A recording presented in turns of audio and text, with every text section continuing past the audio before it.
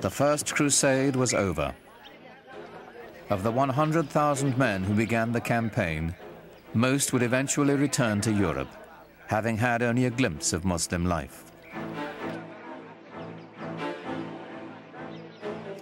The job of occupying Jerusalem and the surrounding countryside fell to the 20,000 who remained, indefinitely.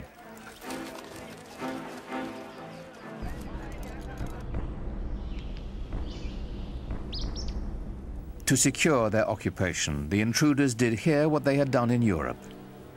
They built castles.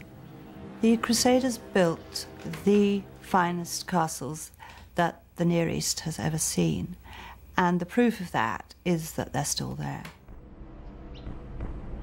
When everything else may have faded away, the Crusader castles remain a living testimony to their presence. And Crac des Chevaliers in Syria is the Crusader castle over them all.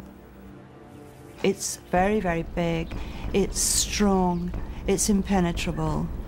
It's a living example of the way that a number of the Crusader castles couldn't be taken by siege.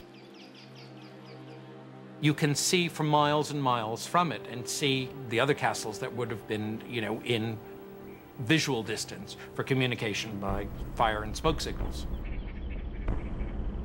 It's got, all the accoutrements of a good medieval castle with battlements and turrets and places for pouring boiling oil and other liquids down onto the enemy. But inside that castle, what was life really like? It wasn't merriment and festivity, it was constant fear. You had to be on the lookout in case someone was trying to mine the castle or to climb over the walls with scaling ladders. The people outside, the population, the local peasantry, they were not friendly, so you had to watch their movements all the time. It was a terrifying place. The Crusaders made treaties and broke them. They harassed the traders who passed by their castles. As they raided caravans, the Crusaders learned of a luxurious lifestyle unheard of in Europe. Well, materially, the Crusaders were just blown away by what they found in the Middle East, and they took a lot of it back with them.